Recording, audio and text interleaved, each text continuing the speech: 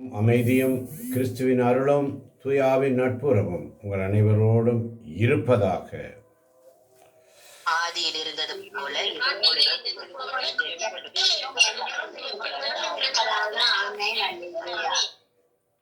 திருப்பாடல் 18:6 இப்படியாக சொல்லுகிறது. என் நெருக்கடி வேளையில் நான் ஆண்டவரிடம் மன்றாடினேன், என் கடவுளை நோக்கி கதறினேன். தமது கோவிலினின்று அவர் என் குரலை கேட்டார். என் கதறல் அவர் செவிகளுக்கு எட்டியது. ஆமென், ஆமென். ஆமென். கண்களை மூடி கரங்களை கும்பிட்டு, துயரத்தில் கூப்பிட்டேன், உதவிக்காய் கதறினேன், அழுகுரல் கேட்டீரையா.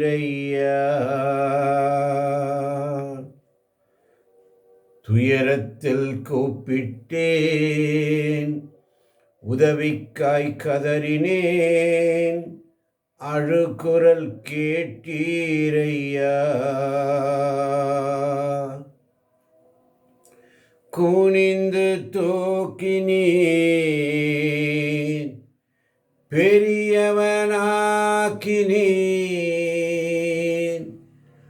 ஆறுதல் நீர்தானையா.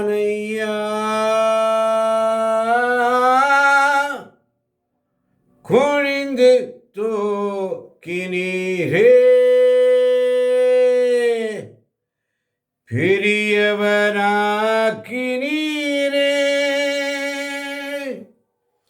உமது காருண்யத்தால் இயேசுவே பெரியவனாக்கினீரே.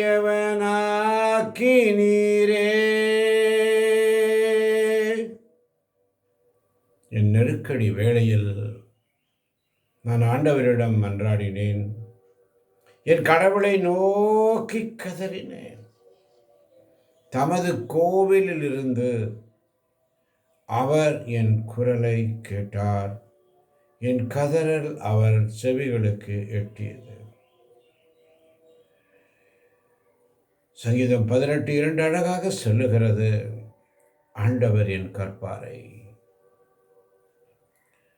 அவரே எனக்கு மீட்பர், அவரே எனக்கு கேடயம், அவரே என் கோட்டையாய் இருக்கிறார், அவரே என் இறைவனாக இருக்கிறார், அவரே நான் புகலிடம் தேடும் மலையாக இருக்கிறார், எனக்கு கேடயம், எனக்கு மீட்பளிக்கும் வல்லமையாக இருக்கிறார். அதனாலதான் அதிகாலையில் ஸ்தோத்திர பலி, ஆண்டவருக்கு நன்றி பலி. அதிகாலை ஸ்தோத்திர பலி, அப்பா அப்பா உங்களுக்கு தான் ஆராதனை. ஸ்தோத்திர பலி, அப்பா அப்பா உங்களுக்கு தான், அப்பா உங்களுக்கு தான் ஆண்டவரே. அதிகாலையில் என் நெருக்கடி வேளையில் நான் ஆண்டவரிடம் மன்றாடும் போது, என்னை நோக்கி மன்றாடு, நான் உனக்கு செவி சாய்ப்பேன், நீ அறிந்திராத மாபெரும் செயல்களையும் மறை உண்மைகளையும் நான் உனக்கு விளக்கு கூறுவேன் என்று ஆவியானவர் இந்த காலை பொழுதிலே சொல்லுகிறார். எரேமியா புஸ்தகம் 33:3 வாசித்து பாருங்கள். நான் உனக்கு உத்தரவளிப்பேன், நான் உனக்கு விடுதலை தருவேன், நான் உனக்கு செவி சாய்ப்பேன், நானே உன்னை சுமப்பேன், உன் முதுமை வரைக்கும் நான் அப்படியே இருப்பேன் என்று ஏசாயா இறைவாக்கின புஸ்தகத்திலே வாசித்து பாருங்கள். 365 முறை அஞ்சாதே அஞ்சாதே அஞ்சாதே என்ற வார்த்தை இந்த திரு விவிலியத்திலே, இந்த பரிசுத்த வேதாகமத்திலே இருப்பதை காண்கிறோம். எனக்கு உதவிடும் எனது ஆண்டவர் என் பக்கம் இருக்க யாருக்கு நான் அஞ்ச வேண்டும்? எனக்கு உதவிடும் என் ஆண்டவர் என் பக்கம் இருக்க நான் யார்? அஞ்சாதே திகையாதே, நான் உன்னோடு இருக்கிறேன் என்று சொன்னவர். அதனாலதான் ஏசாயா இறைவாக்கின புஸ்தகம் 5ஆம் அதிகாரத்திலே மிக அழகாக சொல்லப்படுகிறது. ஒரு கவி, ஒரு திராட்சை தோட்டத்தை பற்றிய ஒரு கவிதை. ஏசாயா 5ஆம் அதிகாரம் 1ஆம் வசனம் என் நண்பரை குறித்து. நண்பரை குறித்து கவி பாட்டேன். என் நண்பரின் திராட்சை தோட்டத்தை பற்றி காதல் பாட்டொன்று பாடுவேன். செழுமை மிக்கதொரு குன்றின் மேல் என் நண்பருக்கு திராட்சை தோட்டம் ஒன்றிருந்தது. என் நண்பரை குறித்து கவி பாடுவேன். என் நண்பரின் திராட்சை தோட்டத்தை பற்றி காதல் பாட்டொன்று பாடுவேன். செழுமை மிக்கதோர் குன்றின் மேல் என் நண்பருக்கு திராட்சை தோட்டம் ஒன்றிருந்தது. ஆமேன், ஆமேன். ஆமன் பாதர்களே, இந்த கவிதை ஒரு சிறந்த உவமையாக கொடுக்கப்படுகிறது. இதில் ஒரு அன்பர், என் நண்பர் என்ற சொற்கள் யாவே ஆண்டவரை குறிக்கிறது. அல்லேலூயா. திராட்சை தோட்டம் இஸ்ரேல் மக்களை குறிக்கிறது. இஸ்ரேல் மக்களை தேர்ந்தெடுத்து வழிநடத்தி பராமரித்து பாதுகாத்து வருகிறார் கடவுள். ஆமென். ஆனால் அவர்களுடைய செயல்கள் அவருடைய எதிர்பார்ப்புகளுக்கு மாறாக இருக்கிறது. இஸ்ரேல் மக்களை தேர்ந்தெடுத்து வழிநடத்தி பராமரித்து பாதுகாத்து வருகிற கடவுள், ஆனால் அவருடைய செயல்கள் அவருடைய எதிர்பார்ப்புகளுக்கு மாறாக இருக்கிறது. ஆமன் பாரதர்களே, அதைதான் 2ஆம் வசனத்தில் ரொம்ப அழகா சொல்றார் பாருங்க. அவர் அதை நன்றாக கொத்தி கிளறி கற்களை நல்ல இன திராட்சை செடிகளை அவற்றை காக்கும் பொருட்டு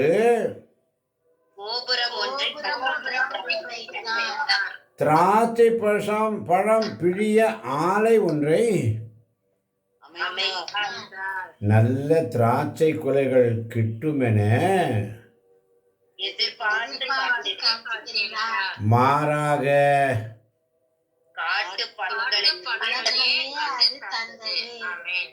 காட்டுப்பழம். இன்னைக்கு அப்படிதாங்க ஆண்டவருடைய சமூகத்தில் இந்த காலை பொழுதிலே ஆவியானவரே நான் என்ன சொல்ல வேண்டும்? இன்னைக்கு மக்களுடைய நிலைமை, அன்று இஸ்ரேல் மக்களை குறித்து எழுதிய இந்த ஏசாயா இறைவாக்கின புஸ்தகம் இன்று உங்களுக்கும் எனக்கும் குறிப்பிடப்படுகிறது. நம் ஒவ்வொருவருக்கும் இந்த வார்த்தை குறிப்பிடப்படுகிறது. நண்பருக்கு திராட்சை தோட்டம் ஒன்றிருந்து அதை நான் நன்றாக கொத்தி கிளறி கற்களை எடுத்து நல்ல இன திராட்சை செடிகளை அதில் நட்டு வைத்து அவற்றை காக்கும் பொருட்டு கோபுரம் ஒன்றை கட்டி திராட்சை பழம் பிழிய ஆலை ஒன்றை அமைத்து நல்ல திராட்சை குலைகள் கிட்டுமென எதிர்பார்த்து காத்திருந்தார். எதிர்பார்த்து ஆண்டவர் நம்மிடத்தில் எதிர்பார்ப்பது என்ன? மாறாக அது காட்டு பழங்களையே தந்தது. அதனாலதான் இந்த காலை பொழுதிலே ஆவியானவர் நமக்கு தருகின்ற வார்த்தை காட்டு அத்தி பழம். அதனால்தான் எரேமியா தீர்க்கதரிசி புஸ்தகம் 32ஆம் அதிகாரம் 27ஆம் வசனம் மிக அழகாக சொல்லும், நானே ஆண்டவர். ஆமென். நானே ஆண்டவர், எல்லா மக்களுக்கும் கடவுள் நானே. அப்படி இருக்க எனக்கு கடினமானது எதுவும் உண்டோ? ஆமென், ஆமென். நானே ஆண்டவர், எல்லா மக்களுக்கும் கடவுள் நானே. அப்படி இருக்க எனக்கு கடினமானது எதுவும் உண்டோ? இவ்வளவு வேதனையோடு அவருடைய உள்மன காயம். அதனாலதான் சங்கீதம் 18 மிக அழகாக சொல்லுகிறது, அவர் உரைத்தது என் ஆற்றலாகிய ஆண்டவரே, உம்மிடம் நான் அன்பு கூறுகிறேன். போற்றுதற்குரிய ஆண்டவரை நோக்கி நான் மன்றாடினேன், என் எதிரிடமிருந்து நான் மீட்கப்பட்டேன் என்று தாவீது நன்றியுள்ள ஒரு திருப்பாடலை பாடுகிறார். நன்றியுள்ள திருப்பாடல், விசுவாசத்தோடு கூடிய திருப்பாடல். அவர் ஆண்டவரின் கற்பாரை, என் கோட்டை, என் மீட்பர், என் இறைவன், நான் புகலிடம் தேடும் மலை அவரே, என் கேடயம், எனக்கு மீட்பளிக்கும் வல்லமை என்ன வேணும்? என்ன குறைவு? எனது ஜனமே, நான் உனக்கு என்ன தீங்கு செய்தேன் சொல். நான் உனக்கு என்னப்பா தீங்கு செஞ்சேன்? நன்மை அல்லவா உனக்கு செய்து கொண்டிருந்தேன். நான் உனக்கு என்ன தீங்கு செய்தேன்? இதில் நான் குறை வைத்தேன்? திராட்சை தோட்டத்தை நன்றாக கொத்தி கிளறி கற்களை களைந்தெடுத்தது குற்றமா? நல்ல இன திராட்சை செடிகள் அதில் நட்டு வைத்தது குற்றமா? அவற்றை காக்கும் பொருட்டு கோபுரம் ஒன்றை கட்டி வைத்தது குற்றமா? திராட்சை பழம் பிழிய ஆலை ஒன்றை அமைத்தது குற்றமா? நல்ல திராட்சை குலைகள் கிட்டும் என எதிர்பார்த்து காத்திருந்தேனே, அது என் குற்றமா? மாறாக காட்டு பழங்களையே இது தந்தது என்று வேதனையோடு சொல்லுகிறார். நாம் கனிதர பிள்ளைகளாக இருக்க வேண்டும் என்பதுதான் ஆண்டவருடைய விருப்பம். கனி தருகிறோமா? உண்மையோடும் நேர்மையோடும் முழு உள்ளத்தோடும் முழு ஆத்மாவோடும் ஆண்டவருக்கு பணிபுரிகிறோமா? அவருடைய சமூகத்தில் இருக்கிறோமா? ஆமன் பார்ப்பர்களே. அதனால தான் 6ஆம் வசனத்தில் சொல்றாரு பாருங்க, நான் அதை பாழாக்கி விடுவேன், அதன் கிளைகள் நறுக்கப்படுவதில்லை, களையை அகற்ற மண் கொத்தப்படுவதில்லை, நெருஞ்சியும் முட்புதர்கள் அதில் முளைக்கும், அதன் மீது மழை பொழியாதிருக்க மேகங்களுக்கு கட்டளையிடுவேன். காரணம் என்ன? கிளைகள் நறுக்கப்பட வேண்டும், நல்ல திராட்சை கொடுக்க வேண்டும் என்றால். மண்கள் கொத்தப்பட வேண்டும், இல்லையென்றால் நெருஞ்சியும் முட்புதர்களுமே அதில் முளைத்துவிடும். அதனால்தான் சொல்றாரு 5ஆம் வசனத்தில், என் திராட்சை தோட்டத்திற்கு செய்ய போவதை உங்களுக்கு நான் அறிவிக்கிறேன். கேளுங்கள், நானே அதன் வேலியை பிடுங்கி எறிவேன், அது தீக்கிரையாகும், அதன் சுற்றுவரை தகர்த்தெறிவேன், அது மிதியுண்டு போகும். ஆமன் வாழ்ந்தவர்களே, இந்த காலை பொழுதினிலே ஆண்டவருடைய எதிர்பார்ப்பு என்ன? நம்முடைய பிரதிபலன் என்ன? எப்படி ஆண்டவருக்கு உண்மையாக இருக்கிறோமா? எந்த நிலையில் இருக்கிறோம்? அதனால தான் எரேமியா தீர்க்கதரிசி புஸ்தகம் 32ஆம் அதிகாரம் 33ஆம் வசனம். எரேமியா 32:33. அவர்கள் தங்களது முகத்தை அல்ல முதுகையே எனக்கு காட்டினார்கள். திரும்ப திரும்ப நான் அவர்களுக்கு கற்றுக் கொடுத்திருந்தும் அவர்கள் அதற்கு செவி கொடுக்கவும் இல்லை, அறிவுரையை ஏற்றுக்கொள்ளவும் இல்லை. அவர்கள் தங்களது முகத்தை அல்ல முதுகையே எனக்கு காட்டினார்கள். திரும்ப திரும்ப நான் அவர்களுக்கு கற்றுக் கொடுத்திருந்தும் அவர்கள் அதற்கு செவி கொடுக்கவும் இல்லை, அறிவுரையை ஏற்றுக்கொள்ளவும் இல்லை. ஆமேன், ஆமேன். ஆமன் பாதவர்களே, இதுதான் ஆண்டவர் வேதனையோடு சொல்ல, திரும்ப திரும்ப திரும்ப திரும்ப நான் அவர்களுக்கு கற்றுக் கொடுத்திருந்தும் அவர்கள் அதற்கு செவி கொடுக்கவும் இல்லை, அறிவுரையை ஏற்றுக்கொள்ளவும் இல்லை. அவர்கள் தங்கள் முகத்தை அல்ல முதுகையே எனக்கு காட்டினார்கள். ஆமன் பாதவர்களே, ஒவ்வொரு நாளுடைய சமூகத்தில். அதனால தான் எரேமியா 33:25 சொல்லுகிறது, ஆண்டவர் கூறுவது இதுவே, நான் பகலோடும் இரவோடும் உடன்படிக்கை செய்திராவிடில், விண்ணுக்கும் மண்ணுக்கும் உரிய ஒழுங்குமுறைகள் நிறுவிராவிடில். அவருடைய உடன்படிக்கை ஒவ்வொரு காரியங்களிலும் இருக்கிறது. அதனால தான் நீரே என் கேடயம், நீரே என் கற்பாறை, நீரே என் கோட்டை, நீரே என் இறைவன் என்று தாவீது அழகாக பாடுகிறார். எவ்வளவு விசுவாசமுள்ள பாடல்.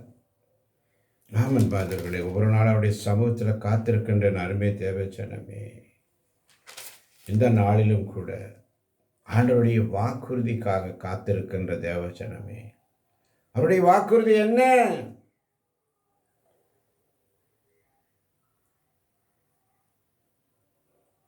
எரேமியா தீர்க்கதரிசி புஸ்தகம் 32ஆம் அதிகாரம் 38ஆம் வசனம். அவர்கள் என் மக்கள், அவர்கள் என் மக்களாய் இருப்பார்கள், நான் அவர்கள் கடவுளாய் இருப்பேன். ஆமென், ஆமென். பாருங்க, அவருக்கு எவ்வளவு வேதனை இருந்தாலும், எவ்வளவு பாடுகள் இருந்தாலும், எவ்வளவு உள்மன காயங்கள் இருந்தாலும், அவருடைய அந்த இரக்கமுள்ள வார்த்தை பார்த்தீங்களா? வேதனையோடு சொல்றாரு, வேதனையோடு சொல்றாரு. காட்டு பழங்களையே கொடுத்தன. அவர் விரும்பின கனி கிடைக்கல, அந்த வேதனை. ஆனாலும் இரக்கத்தின் ஆண்டவர்.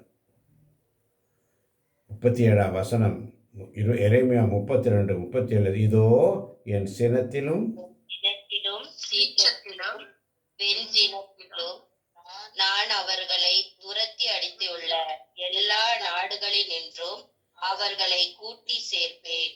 அவர்களை இந்த இடத்திற்கு திரும்ப கூட்டி வந்து பாதுகாப்புடன் அவர்களை வாழ செய்வேன். ஆமென், ஆமென். பாருங்க, இதுதாங்க இரக்கத்தின் தெய்வம். அல்லேலூயா. அல்லேலூயா.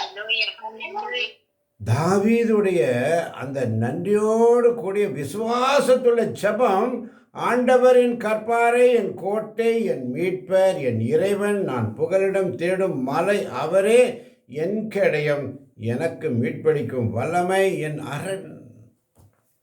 அந்த விசுவாசம் பாருங்க, எங்கேயாவது விட்டார் அவர்? விடலையே. இன்னைக்கு நம்ம தோத்து போயிட்டோம்னு சொல்லிட்டு ஆண்டவருடைய சமூகத்திலிருந்து சற்று விலகி நிற்கிறோம். பலமுறை நான் சொல்வதுண்டு, தூய ஆவியானவர் ஒரு சிறு குழந்தையைப் போல, ஒரு குழந்தையைப் போல நம்மையும் அவர் அப்படித்தான் பராமரிக்கிறார். தாய் போல திட்டுகிறார், தந்தை போல ஆற்றுகிறார், தோள் மீது நம்மையும் சுமக்கிறார். உம்மை போல புரிந்து கொள்ள யாருமில்லையே, உம்மை போல அரவணைக்க யாருமில்லையே, நீர் போதும் என் வாழ்விலே, என் இசையா நீர் போதும் என் வாழ்விலே. எத்தனை துன்பங்கள், துயரங்கள், பாடுகள், வேதனைகள், நெருக்கடிகள், கஷ்டங்கள், நஷ்டங்கள் வந்தாலும் கண்மணி போல் என்னை காப்பவரே, உள்ளங்கையில் பொறிந்தென்னை வைப்பவரே, நீர் போதும் என் வாழ்விலே, இசையா நீர் போதும் என் வாழ்விலே. 38ஆம் வசனம், அவர்கள் என் மக்களாய் இருப்பார்கள், நான் அவர்கள் கடவுளாய் இருப்பேன். எவ்வளவு ஆறுதலான வார்த்தை. எவ்வளவுதான் அவரை விட்டு போனாலும், எவ்வளவுதான், இன்னும் அழகா சொல்றாரு பாருங்க, அவர்கள் தங்கள் முகத்தை அல்ல முதுகையே எனக்கு காட்டினார்கள், திரும்ப திரும்ப நான் அவர்களுக்கு கற்றுக் கொடுத்திருந்தும் அவர்கள் அதற்கு செவி கொடுக்கவும் இல்லை, அறிவுரையை ஏற்றுக்கொள்ளவும் இல்லை. நானே ஆண்டவர், எல்லா மக்களுக்கும் கடவுள் நானே. அப்படி இருக்க எனக்கு கடினமானது எதுவும் உண்டோ? அவருக்கு ஒன்றுமே கிடையாது. அதனாலதான் சொல்றாரு இரக்கத்தின் தேவன், இதோ என் சினத்திலும் சீற்றத்திலும் வெஞ்சினத்திலும். சினம், சீற்றம், வெஞ்சினம், இன்னைக்கு அதுதானே கோபம், வெறுப்பு, வைராக்கியம், வெஞ்சினம் உள்ளவே வைத்து பொறுமிட்டு இருக்கிறது. அதான் அந்த வெஞ்சினம். அப்படிப்பட்ட எல்லாவற்றில் இருந்தும் திரும்ப கூட்டி வந்து பாதுகாப்புடன் அவர்களை வாழ செய்வேன் என்ற வாக்குறுதிக்காய் நன்றி ஆண்டவர். நன்றியோடு நன்றி சொல்லுங்க. பாதுகாப்புடன் அவர்களை வாழ செய்ய போகிறார். இந்த வருடம் முடிய போகிறது. இம்மட்டும் வழிநடத்தின தேவன் இனியும் நம்மை வழிநடத்துவார். இம்மட்டும் நம்மை காத்த தேவன் இனியும் நம்மை வழிநடத்துவார் என்ற விசுவாசம்.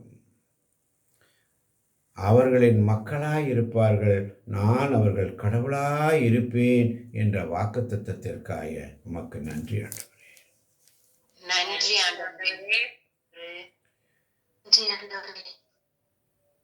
ஒரே இதயத்தையும் ஒரே நெறிமுறையும் நான் அவர்களுக்கு கொடுப்பேன் என்ற வார்த்தைக்காய் நன்றி அப்பா. நன்றி அப்பா. ஒரே இதயத்தையும் ஒரே நெறிமுறையும் நான் அவர்களுக்கு கொடுப்பேன். இதனால் அவர்கள் தங்கள் நலனை தங்களுக்கு பின் தங்கள் பிள்ளைகளின் நலனையும் கருதி எந்நாளும் எனக்கு அஞ்சி நடப்பார்கள். அல்லேலூயா.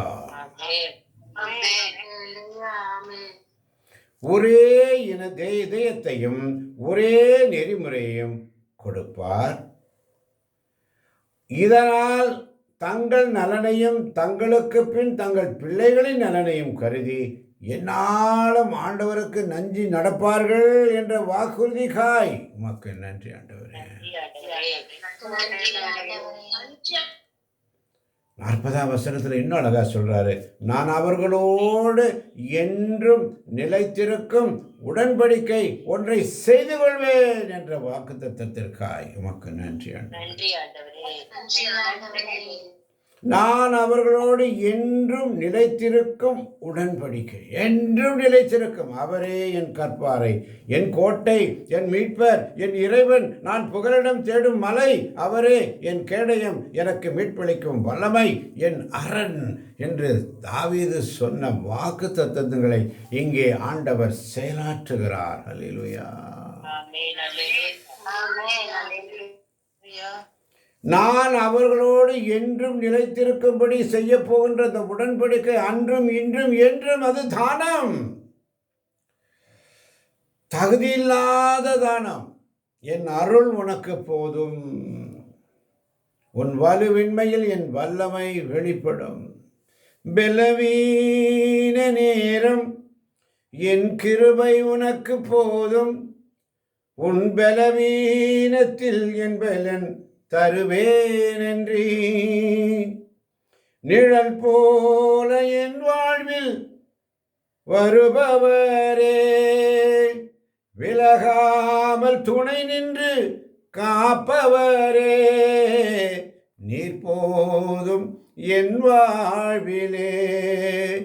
என் ஏசையா நீர் போதும் என் வாழ்விலேன்னு சொல்லி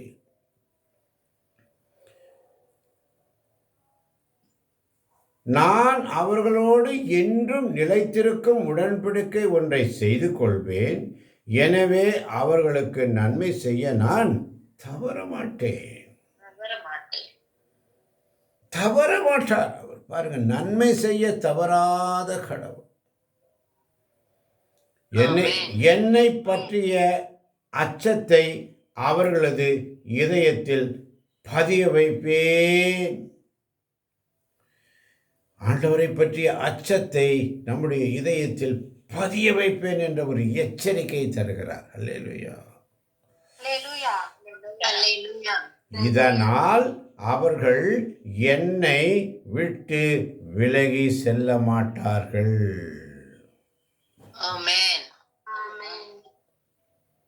அவர்கள் என்னை விட்டு விலகி ஆண்டவருக்கு அவருடைய விருப்பம் என்ன? அதனால தான் எரேமியா 29:11 மிக அழகாக சொல்லும், நான் உங்களுக்காக ஏனெனில் உங்களுக்காக நான் வகுத்திருக்கும் திட்டங்கள் எனக்கு தெரியும் அன்றோ, அவை வளமான எதிர்காலத்தையும் நம்பிக்கையையும் உங்களுக்கு அளிப்பதற்கான நல்வாழ்வின் திட்டங்களே அன்றி கேடு விளைவிப்பதற்கான திட்டங்கள் அல்ல என்கிறார் ஆண்டவர். ஆமென், ஆமென்.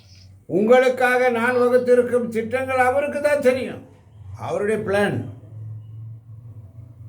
அவை வளமான எதிர்காலத்தையும் நம்பிக்கையும் உங்களுக்கு அளிப்பதற்கான நல்வாழ்வின் திட்டங்களே அன்றி கேடு விளைவிப்பதற்கான திட்டங்கள் அல்ல.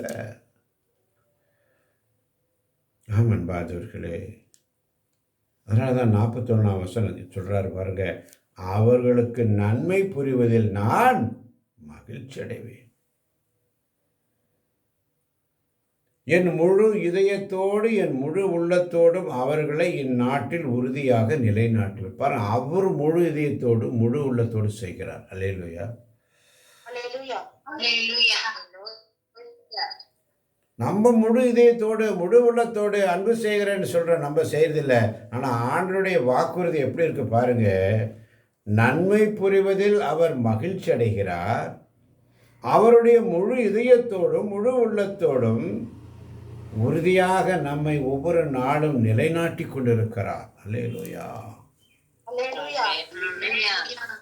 மறந்து விடக்கூடாது.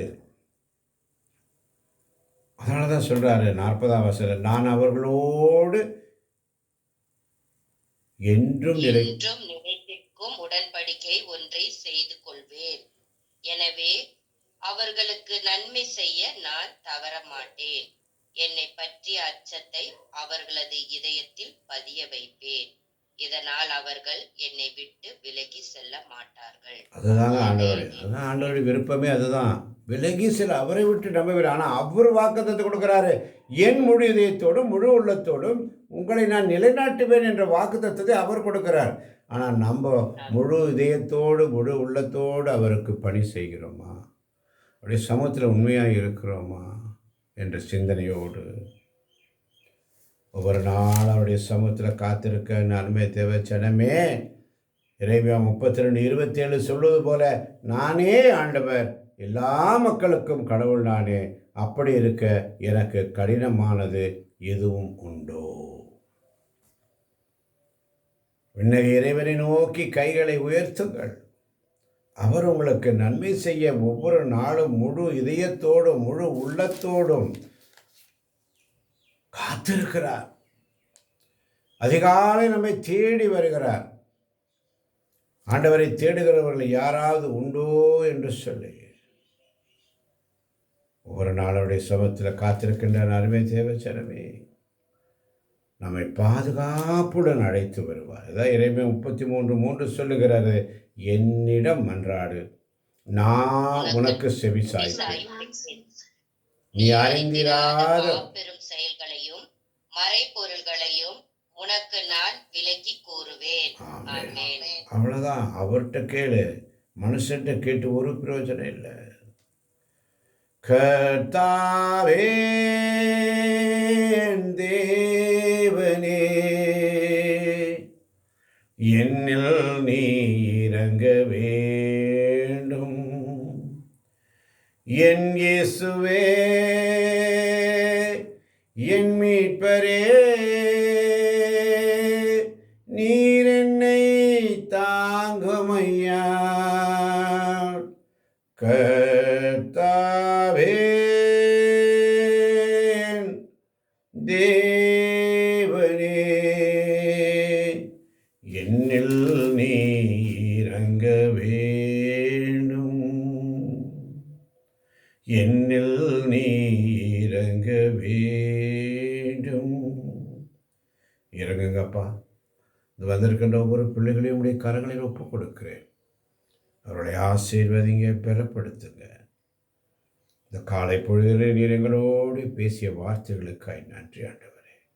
இதை கேட்கப் போகின்ற ஒவ்வொரு பிள்ளைகளையும் நிறைவாக ஆசீர்வதியும், பலப்படுத்தும்.